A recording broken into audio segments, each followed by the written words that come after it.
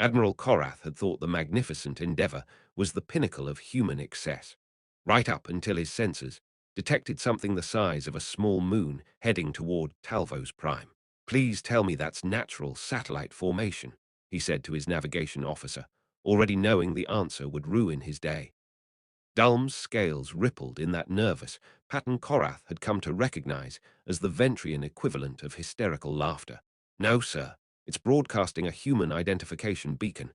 Designation, USCS Lifestar. Admiral Kyle Blackwood is requesting communication." "Of course he is." Korath slumped in his command throne, his 6 hands massaging his anterior brain ridge in unison. "Open the channel. Let's get this over with." The viewscreen flickered to life, and there was Blackwood, the same human who'd casually revealed a 22-kilometer warship 6 months ago like it was a sensible vehicle for a diplomatic meeting. He was eating what appeared to be a sandwich and had his feet propped up on a console covered in medical readouts. "Admiral Korath," Blackwood grinned, lowering his sandwich. "Twice in 1 year. We're practically old friends now. How's the retirement plan going?" Korath's mandibles clicked in what passed for a tired smile among his species. "I was doing quite well until approximately 30 seconds ago. Admiral Blackwood, our sensors are detecting a spherical object 140 kilometers in diameter approaching Talvos Prime. Please tell me that's not yours." "Oh, that's definitely ours." Blackwood took a bite of his sandwich, chewing thoughtfully.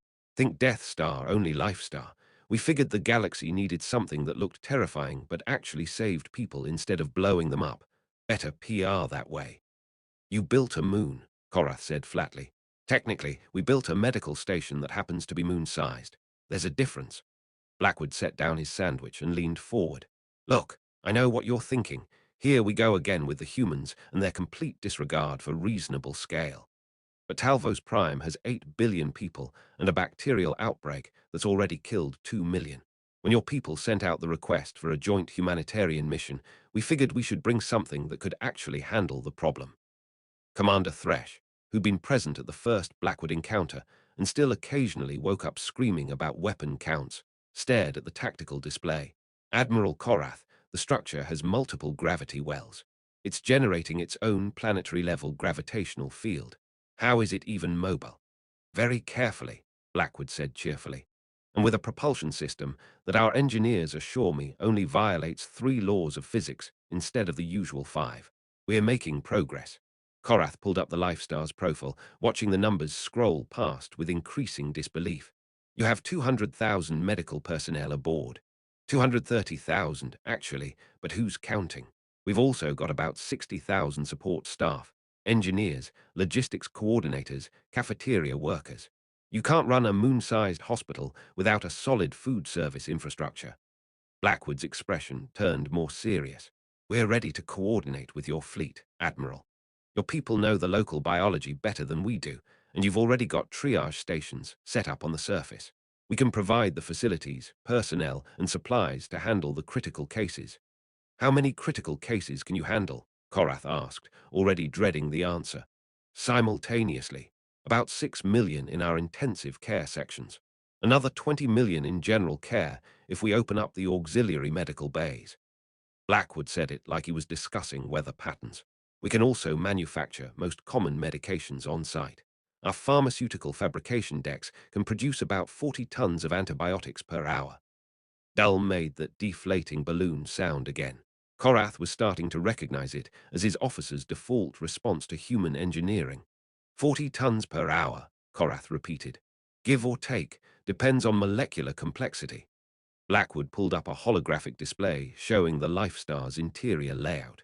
"We've got quarantine sections set up for about 50 different contamination scenarios, biocontainment labs that can handle anything short of a sentient plague, and enough supplies to keep operations running for 2 years without resupply." "Why 2 years?" Thresh asked, his tactical mind apparently unable to stop analyzing despite the existential horror. "Because 3 years felt like overkill, and 1 year seemed irresponsible." Blackwood shrugged. "We split the difference. Seemed reasonable." "Nothing about this is reasonable," Korath muttered, but he was already reviewing the coordination protocols Blackwood had transmitted. They were, he had to admit, flawlessly designed. "You've been planning this operation for weeks." Months, actually. We monitor council space for potential humanitarian crises. When we saw the early indicators of the Talvos outbreak, we started positioning the Lifestar and coordinating with your medical command. Blackwood's casual demeanor didn't change, but something in his eyes shifted. We're not trying to show off, Admiral. People are dying. We built the Lifestar so we could do something about situations exactly like this. Korath studied the human admiral, remembering their first meeting aboard the Endeavour. He'd learned then that Blackwood's casual attitude masked a genuine desire to help, even if his methods involved casual violations of common sense. You actually built this from scratch. It wasn't some ancient megastructure you repurposed. Built her in the Mars orbital construction yards, took about 3 years to get her done. Cost about as much as our entire military budget for a decade, but Congress approved it after the Viridian refugee crisis. Blackwood's smile turned slightly sad. We watched 6 million people die because nobody could evacuate them fast enough. Decided we never wanted to watch that happen again. The bridge fell silent. Even Thresh stopped analyzing tactical data. I see, Korath said quietly. Then, louder. Admiral Blackwood, the Council fleet will coordinate with the Lifestar. We're transmitting our patient data and treatment protocols now. How quickly can you begin operations? We started 40 minutes ago. Blackwood gestured off-screen. We've got 300 transport shuttles already ferrying critical patients from your surface triage stations. Figured we'd get a head start while we waited for you to finish processing the whole moon-sized hospital thing. You started without authorization. Korath felt his mandibles click in what he was horrified to realize was amusement. People were dying, Admiral. I figured we could handle the paperwork later. Blackwood stood, revealing he was wearing medical scrubs under his uniform jacket. Besides, you were going to say yes. You're too good at your job not to. Korath found himself standing as well, smoothing his ceremonial robes with 3 of his 6 hands. Admiral Blackwood, you are either going to revolutionize humanitarian response or give the entire council high command collective heart failure. Why not both? Blackwood's grin was infectious. Come on over. We'll give you the tour and get your medical teams integrated with ours. Fair warning. It's about a 20-minute transport ride from the docking bay to the main operations center. The Lifestar is kind of spread out. I would imagine so. Oh, and Admiral, we installed a vegetable garden specifically based on that dietary information your people sent over. Figured your staff might appreciate having familiar food during what's going to be a pretty intense few weeks. Korath felt something in his chest, the emotion his species experienced when confronted with unexpected kindness. That was thoughtful. We're trying this new thing called being good neighbors. Still working out the kinks, but I think we're getting there. Blackwood pulled on what appeared to be a medical coat. See you in 20 minutes. And Admiral, thanks for not running away screaming when you saw what we brought. The day is young, Korath replied, but he was smiling. 4 hours later, standing in the Lifestar's primary observation deck and watching transport shuttles stream between the station and Talvos Prime like schools of fish, Korath had to admit the humans had outdone themselves. The medical operations were running with clockwork efficiency. Council doctors worked alongside human medical staff, their different approaches to medicine complementing each other perfectly. The Talvosi government had already reported the mortality rate dropping. Blackwood appeared beside him, holding 2 cups of something steaming. He offered one to Korath. Ventrian tea. We synthesized it based on your species' biochemistry. Should be safe, but our xenobiologist recommends small sips first. Korath accepted the cup, taking a careful taste. It was surprisingly accurate. You built a database of council species' dietary requirements. Would have been rude to invite you over and not have anything you could drink. Blackwood sipped his own coffee, watching a transport shuttle dock below them. Besides, we're going to be working together a lot going forward. Might as well get the details right. Going forward, Korath turned to face the human admiral. Well, yeah. This is just the first joint operation. Blackwood's expression was carefully neutral. We figured if this goes well, maybe we could establish some protocols. Council provides the medical expertise and local knowledge. We provide the facilities and logistics support. Could save a lot of lives across the galaxy. Korath considered the implications, both political and practical. The High Council will want to discuss this extensively. I figured, Blackwood grinned.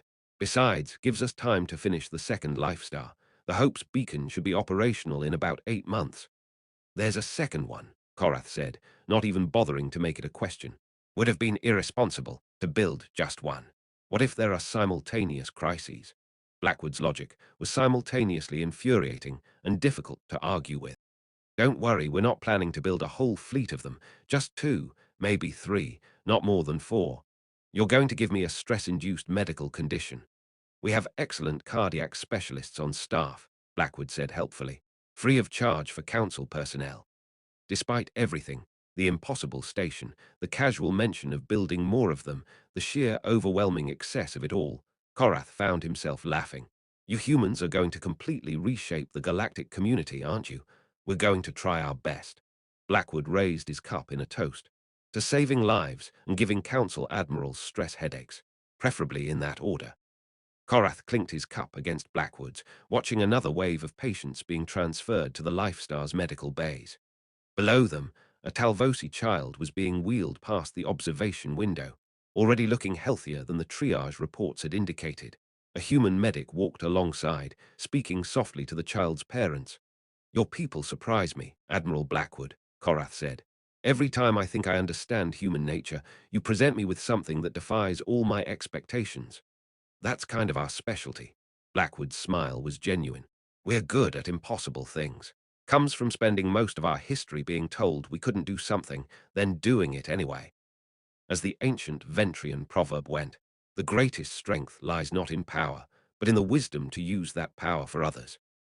Korath was beginning to understand that humans had taken that wisdom and applied it on a scale that terrified and inspired him in equal measure.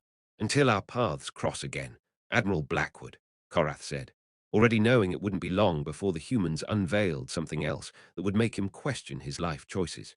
Count on it, Admiral. Blackwood finished his coffee, watching the rescue operations below with obvious satisfaction.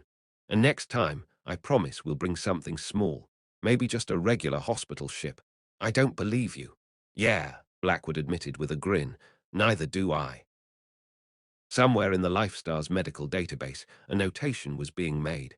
Council integration. Successful. Recommend continued partnership.